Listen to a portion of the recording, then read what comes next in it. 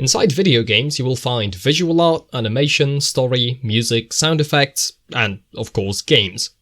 As expected, from the most popular form of entertainment, there's a multitude of reasons to engage with video games, as well as a huge variety of opinions, comparisons, suggestions, discussions, critiques, responses, and all other forms of discourse. So much information that no individual can comprehend all of it. I watched plenty of videos criticizing video games, from simple "fix these bugs please" to "rework the entire game now." However, I rarely see people looking at a game as an interconnected whole, which often makes them miss second, third, and later order consequences of changes. A key question to answer before proposing improvements is, what does it mean for a video game to be good? This question is rarely answered. Instead, people compare to similar titles that did something evidently better, or opt out of defining good altogether in favor of fun, based on either personal experience or consensus. Of course, I don't mean to trash everyone doing that. I'm no game designer, I don't have a great universal definition of good video game, and also many issues are not actually that deep. This presentation is a reflection on what I've absorbed from listening to and participating in discussions about video games, arranged into a loose framework, a result of trying to understand and orient myself in this complex domain. I've tried to avoid marking preferences as better or worse, however, I'm human and have my own views on the matter, which undoubtedly colour what I place emphasis on. First, an important disambiguation. Colloquially, a video game's title is used to describe three somewhat distinct concepts. First, game proper, meaning a set of rules and objectives governing player behavior. Second, video game product, meaning the entire package of content, including the game proper, but also visuals, music, story, etc. Third, cultural phenomenon, around the product. Its impact on broader culture, its history, its fans, derivative content, etc. These concepts aren't cleanly separable, but I think they are worth keeping in mind. My primary interest is game design, so I will focus on game proper, but all three concepts are important. I've defined game proper as a set of rules and objectives governing player behavior. This intentionally excludes certain video games from being games proper. The most common example would be sandboxes like Garry's Mod. I would class Gmod as a creative tool, coming with a modifiable and extensible set of rules, but no objectives, perhaps aside from achievements. People use the tool for various purposes, toying with interactions, exploring maps, building scenes, making posters and animations, etc., but they also create and play game modes, which solidify rules and introduce objectives and thus are games proper. These game modes get their own names, like Death Run or Prop Hunt, and they are distinct from Gmod as a platform they were built on. What is a game proper doesn't just depend on the video game itself, but also player choices. Take Survival Minecraft, for example. It has an objective in the form of beating the Ender Dragon, but many casual players ignore this objective, and for veterans, reaching it means the end of early game. Speedrunners take the dragon the most seriously, since that's their win condition. Most people use Minecraft as a creative tool, and bring in their own personal objectives, which is only exacerbated by how modifiable and extensible Minecraft is. Taking set of rules and objectives literally implies that any change makes a different set, and therefore a different game. While technically true, it's easier to think about different game modes or alternative server settings in relation to other game modes or the default settings. However, small changes in one game mode may greatly affect other game modes, sometimes in unobvious ways, so it might be useful to think of them as different games sharing some mechanics. Before proceeding, please note how easy it is to lose precision. By saying a video game's title, someone may mean a whole lot of different things. By saying game, someone may be referring to effectively any activity.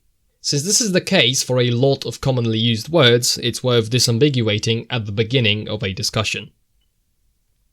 With that established, I'll now try to broadly describe interest in video games organized into three layers: phenomenon, product, and game. I'll start with layer 1, phenomenon. Here, I have two sliding scales. How particular to the video game someone's interest is, and whether they are interested in participating. Non-particular and non-participating interest results from, for example, a general curiosity about video games or game design, without intention of playing the game.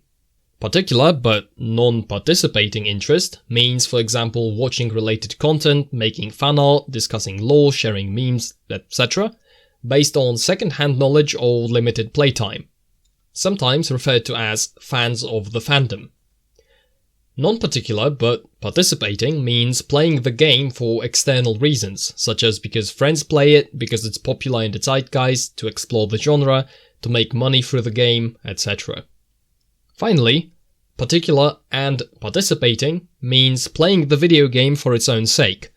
Under normal circumstances, this is the core audience of a video game. I'd like to note that particular and participating interest is crucial for deep discussions, since active and focused participation leads to experience, which allows for unique, grounded opinions and an ability to evaluate claims beyond first impressions. I have a video on this topic, linked in the description and on screen. Please note that these categories aren't rigid, someone's approach may change over time. For example, someone that bought a game just to play with friends may stick around, shifting from non-particular to particular interest. Someone that got burned out on a competitive game may still be following the scene, shifting from participating to non-participating interest, etc. However, I still believe the distinction is valuable, since it can inform your expectations and perhaps allow an early exit from a conversation.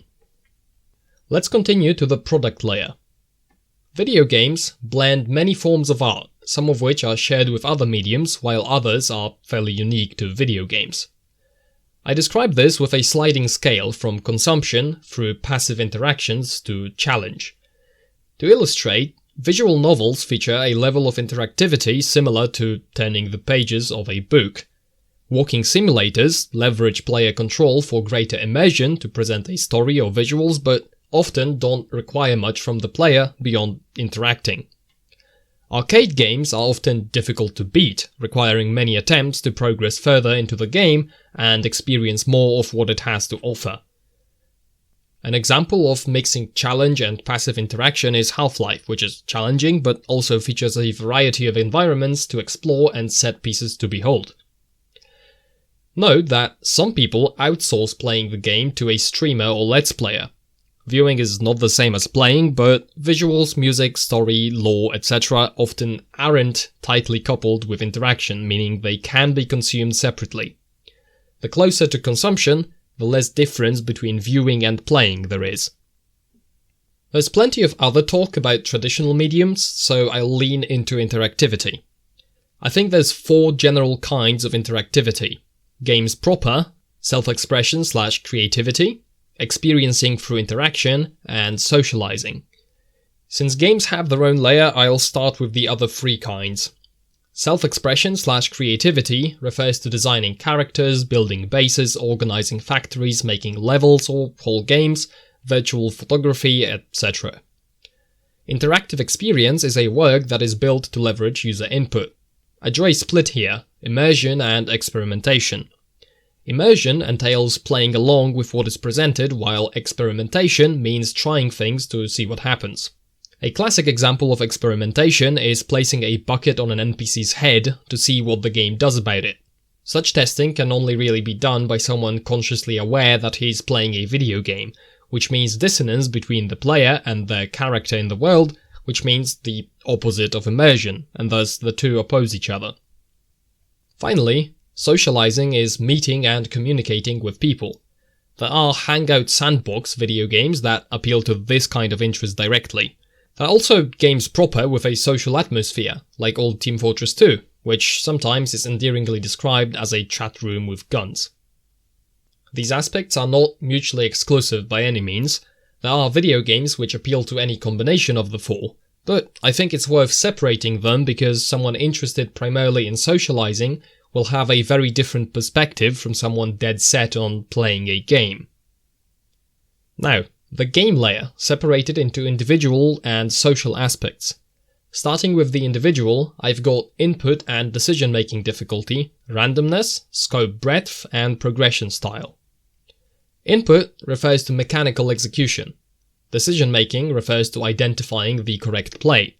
I also differentiate thinking on the fly versus elaborate strategizing, so short versus long-term decision-making. To illustrate these two kinds of difficulty, Flappy Bird has high input difficulty with no decision-making. Chess, without a time limit, is heavy on long-term decision-making with no input difficulty. Counter-Strike has high input difficulty, plus a mix of short and medium-term decision-making, in rounds and the economy respectively. Modern Mario games are relatively light on both. Randomness means variance in circumstances and outcomes. While there is a common perception that high randomness diminishes the impact of player skill, depending on the game, it may simply change the kind of skill a player acquires and expresses. High randomness challenges players to manage risk. People interested in high-level competition usually prefer reduced randomness, while those more interested in socializing may prefer the randomized chaos of something like Mario Party.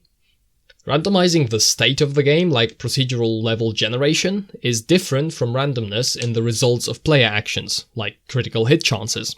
Some players prefer feeling in full control but don't mind the challenge of random levels. Others may like knowing the stage layout ahead of time and not mind random critical hits. As a side note, static puzzle games offer absolute minimum variance. As a consequence, once the player solves all the puzzles, the decision-making difficulty vanishes, which hurts the game's replay value. This sometimes leads fans to speedrunning, which changes the objective from just beat the game to beat the game as quickly as possible.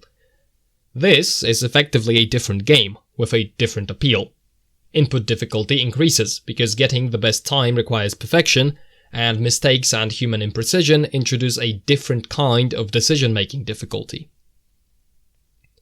Moving on to the next aspect, scope breadth refers to how much a player needs to know to be able to fully engage with a game's mechanics. To illustrate, compare chess to a MOBA.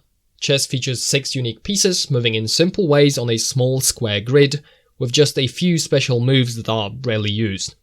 Compare this small breadth to MOBAs, which feature many characters, free movement around a large map, different stats, abilities and upgrades, large breadth.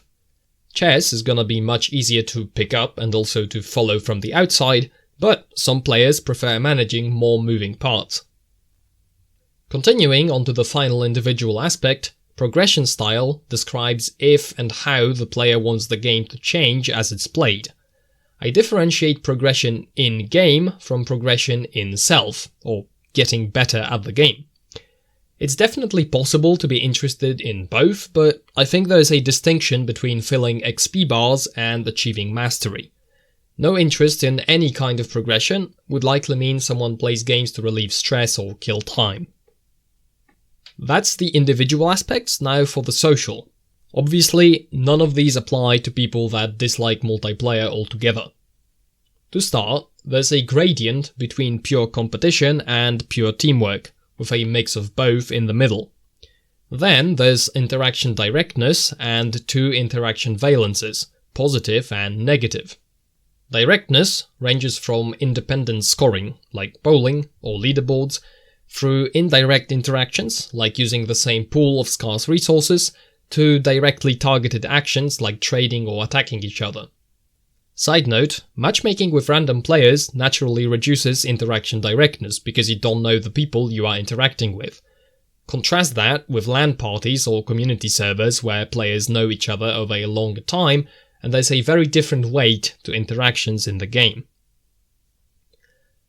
Positive means mutually beneficial, like trading or collaboration, while negative means detrimental to other players, like attacks or sabotage. Since negative interactions are by nature asymmetrical, there's a difference between being on the inflicting versus receiving end of them. I describe a player's attitude towards positive or negative interactions with scales, from intolerable through tolerable all the way to strongly favorable. Note that positive interactions aren't the same as teamwork. Teamwork can exist without them, for example through independent scoring, and mutually beneficial trading can occur between competing players. Similarly, negative interactions aren't the same as competition. Competition can exist without them, and some players seem to genuinely enjoy yelling at their teammates. That's all for the framework, but I'm not quite done yet. Now that I've explained the framework in the abstract, I'd like to show how it can be used in practice. I'll discuss my personal preferences for video games and 2 games I am familiar with by going through the aspects of appeal I listed and thinking about each of them in relation to the subject. To begin, my preferences. Phenomenon. I have some non-particular and non-participating interest since I watch content about games I never play. For example, technical breakdowns of old console games and game design critiques. Other than that, my interest is usually particular and participating. I play a small number of games for a large number of hours, and I play them far more than watch content or participate in discussions about them. Product. My primary interest by a long shot is gameplay. Presentation can certainly catch my eye, but I end up asking if it's conducive to gameplay, and I don't mind going below lowest settings for added clarity. If by accident I stumble into an interactive experience, I experiment with what I can do, and if the devs thought of it, I never really feel like I'm a character in the world. I tend to strike chats more often than your average guy, but socializing is a byproduct to me since I want to play the game, not just hang out and chat. Game. I like medium to high input difficulty and a decent degree of short to medium term decision making. Long term, not so much. Work and life in general gives me enough of that. I am not particularly bothered by randomness, but Mario Party is too far for me. I don't feel like I have enough control over who wins. For scope breadth, call me old, but I'd rather deal with less stuff. I don't like being overwhelmed and not knowing what's going on. I'd rather improve on what I already established. In terms of progression, I don't want to fill progress bars, hunt achievements, grind repetitive tasks, etc., but I will do a lot of grindy repetition to improve at game mechanics. For social aspects, I prefer teamwork to competition, especially good communication and executing team plays, but I also like the additional pressure from taking competition somewhat seriously. I dislike inflicting direct, very negative interactions like lying or preventing others from playing, but I'm fine with dismantling a defense or beating someone in 1v1 combat, and I don't care much about being on the receiving end of negative interactions. Hopefully, this quick rundown gave you some idea as to the kinds of games I might like, so to confront that expectation with reality, in no particular order, I enjoy and have sunk hundreds of hours into Minecraft speedrunning, Team Fortress 2, Counter-Strike and Rocket League. Speaking of Rocket League, let's examine its appeal. Rocket League is rocket car football, played either 1v1 or in teams up to 4v4. Phenomenon. Rocket League is a one-of-a-kind game, giving it particular appeal. It's also an esport, so it may attract non-participating spectators. However, the game is free and easy to pick up, which means a lot of spectators are also players. Product. The visuals by no means look bad, but the game proper is undoubtedly the main appeal. There's some self-expression / creativity, mainly through car customization and skill expression. In terms of non-game interactive content, most you get is some Steam Workshop maps and maybe browsing cosmetics. Socializing through the game is definitely possible, but tensions are high, matches leave no time for typing, and to voice chat you must agree to be recorded by Epic Games, meaning the game doesn't exactly have the atmosphere of a chat room with cars. Game. Short-term decision-making difficulty is high, but the input difficulty is even higher, to the point where pro gameplay leaves even well above average players stunned. The only source of randomness is players. For example, when 2 players smash into the ball at once, it may go in whatever direction. The game has very little breadth. Rocket car football is about enough to describe it. For progression, it's a live service title with all the in-game progression you'd expect, a battle pass, periodic challenges, XP collection, but it also has an incredible amount of room for attaining mastery. For the social aspects, the normal modes feature teamwork and competition, while 1v1 is for pure competition. Positioning and rotating properly, passing and covering for each other's mistakes, I find incredibly satisfying. Interaction is direct, as players fight over the same ball in the same field. Positive and negative interactions in this case are the same as teamwork and competition. The most negative interaction in the game is bumping or at high speeds exploding someone's car, which forces them to wait a few seconds and respawn close to their goal. With what I just laid out, let's take a short detour into an alternative game mode called Rumble, which gives players a random power-up every 10 seconds. A boxing glove for punching the ball, spikes that attach the ball to the player's car, etc. Rumble expands the breadth of the game and introduces more randomness. While the standard game mode still requires risk management as you have to handle mistakes, imprecision and unpredictable collisions, the power-ups introduce a lot more situations in which you simply cannot do anything because of unlucky power-up distribution.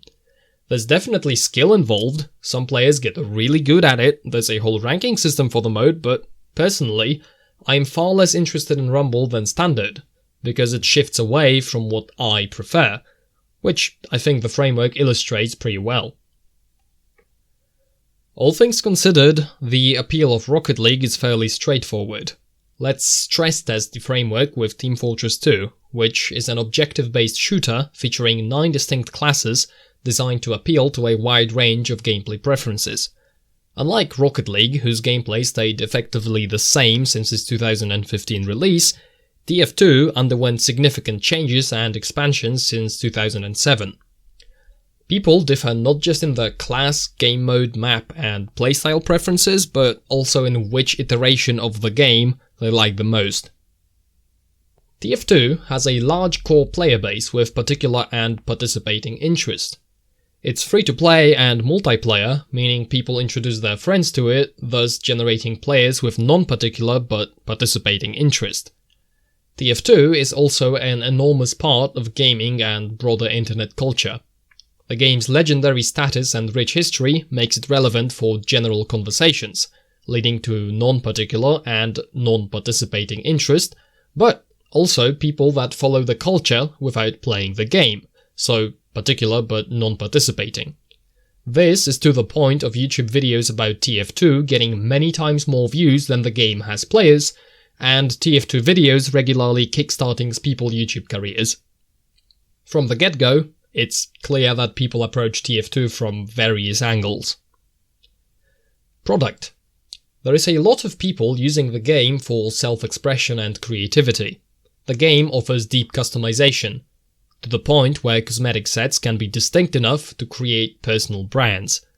People make cosmetics, maps, weapons and mods for the game, as well as posters, animations and other works using the game's assets, made possible by Valve's lax approach to copyright. Players can also buy, sell and trade their items, allowing for digital collectioners and traders. Immersion and experimentation are both supported. Plenty of people describe the game as highly immersive. A whole segment of the player base loves the game's aesthetic design to the point of flying around the maps and taking screenshots of the world. There's a lot to experiment with in the game, not to mention that people can create and play whatever maps they want and host their own servers with custom rule sets and plugins. TF2 also facilitates socializing. On top of its chat room with guns atmosphere, there are friendlies that opt out of playing the game to instead chat and otherwise interact with friends and foes, and there are servers dedicated to basically that, often with no objective or time limit. Game. Input and decision-making difficulty varies across classes. Notably, Pyro is explicitly designed to be easier to play, even by high-ping players. Engineer and Medic trade input for decision-making difficulty, while Spy needs to be exceptionally aware of the battlefield while also executing precise mechanical tricks. For randomness, TF2 is a famously chaotic game. 12v12 is already plenty unpredictable, but there's also random critical hits and random bullet spread on shotguns. The game used to have random damage spread, which meant every shot would deal damage in a small range as opposed to the same every time, until 2015, 8 years after release. This is probably the most direct randomness decrease the game has received, and it seems to have garnered a positive reception. Worth mentioning that some community servers disable random crits and random bullet spread, and there are players that prefer to play that way. However, high randomness is clearly not a deal breaker for most of the game's player base. Scope breadth is pretty wide. On top of 9 classes, there's around 160 functionally unique weapons, around 15 game modes, and over 200 maps to play on. And that's without mentioning custom maps and game modes found on community servers. The scope ballooned greatly over time, considering the game launched with no alternative weapons, 3 game modes and just 6 maps. In terms of in-game progression, the game features over 500 achievements, some of which reward the player with weapons, a quest system called contracts, XP collection, and random item drops for spending time in the game. These progression elements have also been added to the game over time, considering at launch there were no items to obtain, no contracts, no XP, and just 17 achievements. The highlight for me is the self-progression, as the great depth of the game's mechanics gives a lot of room for learning, strategizing, and skill expression. Even with all its randomness, TF2 consistently separates the noobs from the pros. Jumping over to the social aspects of appeal, TF2 is about competing teams, so a mix of competition and teamwork. Engineer, Pyro to a lesser extent, and Medic especially, appeal to players preferring teamwork over competition, while other classes still benefit from playing with and around their team, even if their goal is just to get frags. The game was explicitly designed to make teamwork naturally emerge from individual player incentives. Some people argue that, over time, the game's teamwork aspects lessened, pointing to universally faster weapon switching and automatic reloading with interruptible magazine reloads. You're loaded more often, getting caught reloading half a magazine is not a problem anymore, and switching to a secondary weapon causes less downtime. This means being alone is less risky, and thus decreases the spontaneous teamwork effect the game was built to facilitate. There are also self-healing items like the Mad Mill, Conqueror, Sandwich, etc., increased mobility options like the Gunboats or Demoman's Charge, allowing a less committal playstyle, as well as other mechanics. Engineer's Gunslinger lessening the need to position his sentry gun so that his team can protect it, or the Rescue Ranger allowing him to pull the sentry away right before it goes down, also decreasing his dependence on the team. To counter-argue this, some added weapons facilitate teamwork. For example, the Sandwich can be thrown to heal teammates, the Homewrecker can remove sappers, allowing Pyro to help Engineer, Soldier's Banners give buffs to nearby teammates, encouraging playing around the team, etc. It's hard to quantify exactly how teamworky a game is, but from personal experience playing something akin to earlier versions of the game, playing solo there is a lot more difficult and sticking with the team much safer by contrast. So I would argue that teamwork did get de-emphasized over time. Interaction directness and valence also varies between classes. Medic interacts directly and positively with his teammates, but as the most valuable target is on the receiving end of direct negative interactions from enemies. Engineer's interactions with both his team and his enemies are somewhat indirect, since they mostly happen through his buildings. Spy's deception and backstabs, as well as Sniper's headshots, are especially negative interactions, but these classes, when caught out, are also the easiest to take down, and thus subject to negative interactions on the receiving end. Note that post-launch, positive interactions with enemies were introduced into the game, such as the Sandwich being able to heal both teammates and enemies, or dances and high fives being doable with friends and foes. To summarize, compared to Rocket League, the appeal of Team Fortress 2 is much more diverse. I think this very broad stroke breakdown illustrates why there is so much disagreement and heated debate surrounding the game. The wide appeal means amongst players and non-players, there's a large variety of perspectives about what TF2 is and what it should be. It's easy to assume other players look at the game similarly to myself, but it's clear there's a lot more to consider. Not just that someone likes Heavy for the same reasons I find him boring, but that there's incredible complexity in the whole phenomenon of TF2 that warrants a careful and in-depth approach. The game was explicitly designed to appeal to a wide range of playstyles, and years down the line, the fanbase is incredibly divided on just about every change ever made to the mechanics or other content, Quite poetic if you ask me. This concludes the demonstration of using my little framework in practice. I think the result is a brief but comprehensive picture of these games as a whole. While I'm not trying to act like I solved video game discourse forever, I hope what I presented serves as food for thought and maybe a good starting point for analysing video games. I'm happy to discuss these ideas and answer questions in the comment section over email or on Discord, as I've become quite fond of replying to people with massive walls of text, a habit I'll surely come to regret at some point, but so far I find it all quite fascinating. That's it. Cheers.